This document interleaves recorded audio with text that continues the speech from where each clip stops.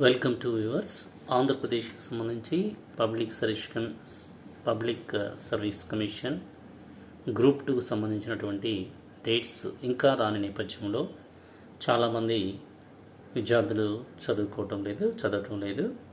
అదేవిధంగా సరైనటువంటి ప్రణాళిక ప్రకారము అందరూ ప్రిపేర్ కావాలని ఆశిస్తున్నాను. ఈ నేపథ్యంలో కొన్ని ముఖ్యమైనటువంటి విషయాలు మీకు తెలియజేయదలుచుకున్నాను. దీంట్లో ప్రధానంగా మొదటిగా క్వాడ్ దేశాలు అంటే ఆస్ట్రేలియా, అమెరికా, జపాన్, ఇండియా, ఈ 4ని మనము క్వాడ్ దేశాల కూటమి అంటాం. First one America, Australia, Japan, Bharat. తర్వాత ఉక్రెయిన్ మరియు రష్యాకి సంబంధించి యుద్ధము నేపథ్యంలో ఈ యుద్ధానికి రష్యా అధ్యక్షుడు పుతిన్ వీరి యొక్క మధ్యవర్తిత్వాన్ని అంగీకరించాడు. ఆ దేశాలు ఒకటి Bharat, Brazil, China. Bharat, Brazil, China యొక్క మధ్యవర్తిత్వానికి రష్యా అధ్యక్షుడు పుతిన్ అంగీకరించడం జరిగింది. తర్వాత మనం ఇంకొకటి గమనించినట్లయితే ఆగస్టు మూడో వారంలో ఢిల్లీలో రక్షణ విదేశాంగ మంత్రులు అంటే 2+2 సమావేశం జరిగింది. ఈ సమావేశం జపాన్ మరియు భారత్ యొక్క సమావేశాలు అంటే 2+2 సమావేశం ఢిల్లీలో జరిగింది. ఈ జరిగినటువంటి సమావేశము జపాన్కి మరియు భారత్కి సంబంధించినటువంటి సమావేశము. దీంట్లో రక్షణ ప్లస్ విదేశాంగ మంత్రులు పాల్గొన్నారు. అంటే భారతదేశం నుంచి రక్షణ శాఖ మంత్రి, విదేశాంగ శాఖ మంత్రి, అదేవిధంగా జపాన్ నుంచి రక్షణ శాఖ మంత్రి, విదేశాంగ శాఖ మంత్రి సమావేశం జరగటం జరిగింది. అంటే అందుకని దీన్ని 2+2 సమావేశం అంటాం. ఇంకా నెక్స్ట్ మనం పరిశీలించినట్లయితే ఈ యొక్క సమావేశం యొక్క మెయిన్ ఉద్దేశం, ముఖ్యమైనటువంటి ఉద్దేశం ఈ రెండు దేశాలు భద్రతా విషయంలో సహకారాన్ని పెంపొందించుకోవాలనేది ప్రధానమైనటువంటి ఉద్దేశం. పోతే ఇంకా వార్తల్లో ఉన్నటువంటి ఇంకొక అంశాన్ని మనం గమనించినట్లయితే సెంకాక్ దీవులు అనేది ఈ సెంకాక్ దీవుల మధ్య వివాదం జపాన్కి మరియు చైనా మధ్య ఉంది. అయితే ఈ సెంకాక్ దీవులు అనేవి తైవాన్కి దాదాపు 170 కిలోమీటర్ల దూరంలో ఉన్నాయి. కాబట్టి ఈ దీవుల్ని చైనా మావే అంటున్నాయి. దానివల్ల సెంకాక్ దీవులు ఏ దేశాల మధ్య వివాదానికి కారణము అంటే చైనా మరియు జపాన్ దేశాల మధ్య.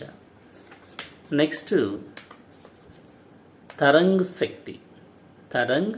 శక్తి అనేది ఒక యుద్ధ విన్యాసము. అంటే బహుళ దేశాలు అంటే భారతదేశానికి సంబంధించినటువంటి యుద్ధ విన్యాసము. బహుళ సభ్య దేశాలు దీంట్లో పాల్గొంటాయి. అయితే జపాన్ కూడా ఈ తరంగ శక్తి యుద్ధ విన్యాసంలో పాల్గొనాలని ఆశపడుతుంది.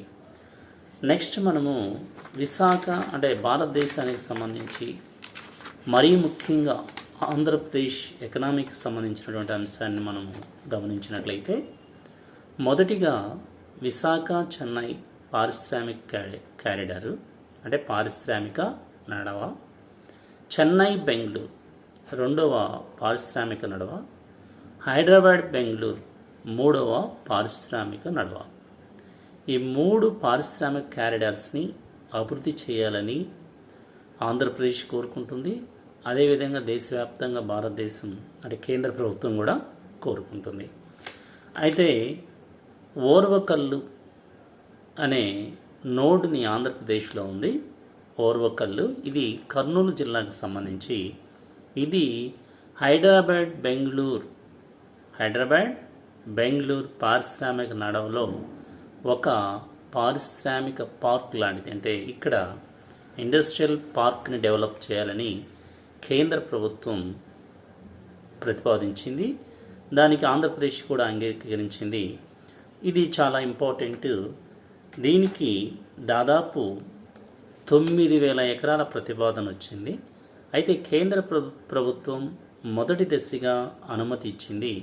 తన యొక్క ఖర్చు 2,796 కోట్లు మొదటి దశలో కేంద్ర ప్రభుత్వం విడుదల చేస్తుంది. అదేవిధంగా కొంపర్తి పారిశ్రామిక పార్కు ఇది వైజాగ్ చెన్నై పారిశ్రామిక క్యాడర్లో ఒక నోడ్ పాయింట్. ఇది కడప రీజియన్లో ఉంటుంది. ప్రతిపాదన వచ్చేసి 5,754 ఎకరాలు. 5,754 ఎకరాలు. పారిశ్రామిక పార్క్ వచ్చేసి ఏ నగరం అంటే కొంపర్తి. ఇది ఏ పారిశ్రామిక క్యారిడార్లో వస్తుందంటే వైజాగ్ టు చెన్నై. అయితే దీనికి కేంద్ర ప్రభుత్వం మొదటి దశ అనుమతి ఇచ్చింది. కేటాయించినటువంటి మొత్తం వచ్చేసి 2,140 కోట్లు. ఇది ఆంధ్రప్రదేశ్కు సంబంధించి ముఖ్యమైనటువంటి ఎకనామిక్కి సంబంధించినటువంటి అంశము. అదే నేపథ్యంలో ఈరోజు మనము ఈనాడు పేపర్ని అబ్జర్వ్ చేసినట్లయితే ఈ కాలంలో జిఎస్టీ గురించి వివరించడం జరిగింది. గూడ్స్ అండ్ సర్వీస్ ట్యాక్సెస్ గురించి వివరించడం జరిగింది. ఈ జిఎస్టీ రాకముందు కేంద్రం, రాష్ట్రం, స్థానిక సంస్థలు పన్నులు విధించేవి, అంటే పరోక్ష పన్నుల్ని విధించడం జరిగింది. ఎప్పుడైతే జిఎస్టీ అమలు చేస్తున్నారో ఈ జిఎస్టీ కౌన్సిలే ఈ పన్ను రేట్లను అంటే పన్ను రేట్లను క్రమబద్ధీకరించడం జరుగుతుంది.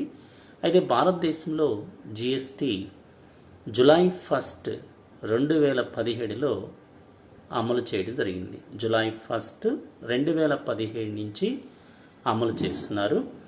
ఈ నేపథ్యంలో జిఎస్టీ కౌన్సిల్ ఈ 7 సంవత్సరాల్లో ఇప్పటి వరకు 7 సార్లు సమావేశమైపోయి పన్నులని ప్రతి సంవత్సరం కానీ తనకి 7 సంవత్సరాల పన్ను రేట్లను క్రమబద్ధీకరించడం కోసం అనేక సార్లు సమావేశం జరగడం జరిగింది.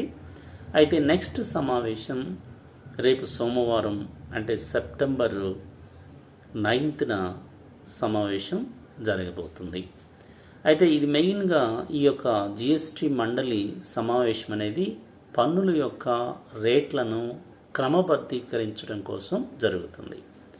అయితే జిఎస్టీ యొక్క స్లాబ్ను మనం గమనించినట్లయితే భారతదేశంలో 5, 12, 18, 28 ఈ ట్యాక్సెస్ యొక్క రేట్స్ ఎలా ఉన్నాయంటే 5, 12, 18, 28. నెక్స్ట్ పెట్రోలియం, విద్యుత్తు,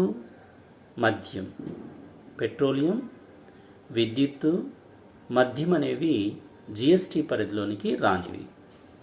అలానే ప్రస్తుతం జిఎస్టీ సగటు వెయిటేజ్ ఎంత ఉందంటే 12% ఉంది. అన్ని ట్యాక్సెస్ మనం గమనించినట్లయితే ప్రస్తుత జిఎస్టీ సగటు వెయిటేజీ పన్ను రేట్ ఎంత ఉందంటే 12% ఉంది. అదేవిధంగా ఆరోగ్య జీవిత బీమాలపై జిఎస్టీ ప్రస్తుతం 18% ఉంది. ఆన్లైన్ గేమింగ్ పై జిఎస్టీ రేటు 28% ఉంది.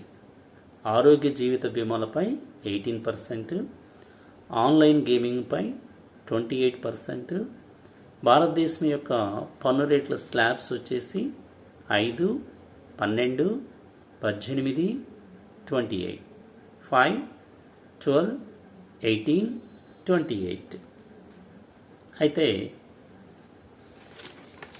కేంద్ర మత్స్యశాఖ మంత్రి రాజీవ్ రంజన్ సింగ్ రొయ్యల పెంపకం, మత్స్య ఉత్పత్తుల ఎగుమతులపై ఒక జాతీయ సదస్సు జరిగింది.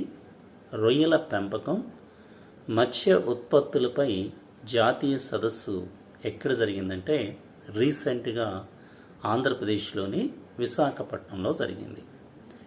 భారతదేశం యొక్క మత్స్య రంగం వాటా అంటే ఏటా వృద్ధి రేటు ఎంతంటే 9%. మత్స్యరంగం యొక్క అభివృద్ధి రేటు ప్రతి ఎంత పెరుగుతుంది అంటే భారతదేశంలో 9%. ఆగస్టు 2024లో ప్రధానమంత్రి 218 ప్రాజెక్ట్స్ను మత్స్య ప్రాజెక్టుల కోసం 218 ప్రాజెక్టులు అమలు చేయటం అంటే కార్యరూపం దాల్చారు. దానికోసం 1764 కోట్లు కేటాయించడం జరిగింది. ఇవి ప్రధానమైనటువంటి అంశాలు. Thank you once again.